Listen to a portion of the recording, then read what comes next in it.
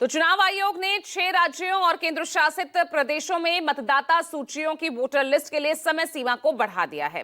हालांकि इन राज्यों में पश्चिम बंगाल शामिल नहीं है, जहां एसआईआर को लेकर विपक्ष सबसे ज्यादा आक्रामक दिख रहा है। इलेक्शन कमीशन ऑफ इंडिया के मुताबिक तमिलनाडु और गुजरात में 14 दिसंबर तक फॉर्म भरे जाएंगे और 19 दिसंबर को ड्राफ्ट मतदाता सूची जारी होगी। मध्य प्रदेश और छत्तीसगढ़ में यही तारीख 18 दिसंबर तक बढ़ा दी गई है और 23 दिसंबर को ड्राफ्ट वोटर लिस्ट जारी होगी। और यूपी की बात करें तो यहां पर 26 दिसंबर तक फॉर्म भरे जाएंगे और 31 दिसंबर को मतदाता सूची का ड्राफ्ट रोल जारी होगा। लेकिन इसके पीछे अब क्या कुछ रणनीति है? आखिर अगर ये तारीखें बढ़ाई गई है, क्योंकि विपक्ष तो लगातार मांग कर ही रहा था, जिसे सत्ता पक्ष की ओर से हार की हताशा, डर, घबराहट वो बताया जा रहा था। लेकिन अब जो ये तारीखें बढ़ाई गई हैं और अगर यूपी में बढ़ाई गई है तो उसके पीछे क्या कारण रहे? और यूपी में बढ़ी है तो मांग तो लगातार पश्चिम बंगाल में भी ममता बनर्जी करती आ रही थी, तो वहां क्यों नहीं? क्योंकि वहां तो एसआईआर की समय सीमा कल खत्म हो गई। आज इन्हीं तमाम सवालों का जवाब ढूंढेंगे। हमारे साथ राजनीतिक मेहमान जुड़े हुए हैं, ग्राउंड जीरो से रिपोर्टर्स भी जुड़ गए हैं, उनका रुख करूंगी। लेकिन उससे पहले जो पॉलिटिकल घमासान, जो रिएक्शन सामने आए हैं वो सुन लीजिए। कि मा बोनेरा नाम काटले बाड़ीते सब जिनिसपत्र आछे तो जेगुलो दिए रान्ना करें आछे तो प्राणे शक्ति आछे नाम काटले धरबेन तो छेड़े देबेन ना तो मेয়েরা সামনে লড়াই করবে আর ছেলেরা পেছনে থাকবে।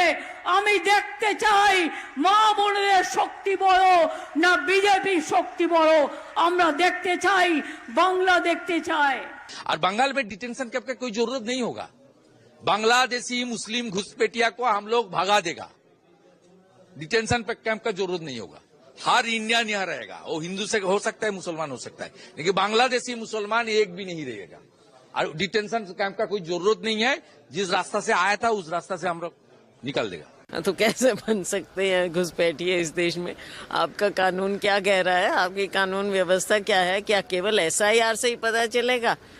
वैसे आपके पास कोई कानून ही नहीं है जिससे पता चले कि घुसपैठिए हैं या कौन सिटीजन है या कौन नहीं है। ये तो देखो, वोट से जुड़ी हुई एक अलग बात होती है और हमारी जो सामान्य कानून जो हैं उससे ही पता चलना चाहिए कि कौन है कि नहीं है, हमारे कौन नागरिक हैं नहीं है, कौन बाहर से आया है। इस चीज का तो पता रखना चाहिए ना। तो उसमें सरकार क्या कर रही है? मेरे को लग रहा है कि 11 साल की ये विलंब क्यों हुआ अभियान शुरू करने में? अगर इतने ही घुसपैठिए का सवाल है तो 11 साल तक क्या सरकार सो रही थी? जो उनको अब याद आई कि घुसपैठिए आ गए, घुसपैठिए को हटाना है। और अगर घुसपैठिए हैं तो एसआईआर हुआ है बिहार में, आपके पास तो पता ही है क्या है, कितने लोग घुसपैठिए हैं, तो आप उनको आइडेंटिफाई करिए और बताइए कि कौन कौन घुसपैठिए आ रखा है। जहाँ आप देख लीजिए युवाओं का रोजगार कितना है, जहाँ आप देख लीजिए कहीं ना कहीं ये लोग चाह रहे हैं कि जो आरक्षण है वो समाप्त हो। तो कहीं ना कहीं ये षड्यंत्र है सरकार का, Bharatiya Janata party. Detention centre बनाएंगे घुसपैठियों के लिए और ये कहा गया कि इस पूरी चुनाव की प्रक्रिया के तहत जो लोग पकड़े जाएंगे घुसपैठिए उनको उस डिटेंशन सेंटर में रखा जाएगा।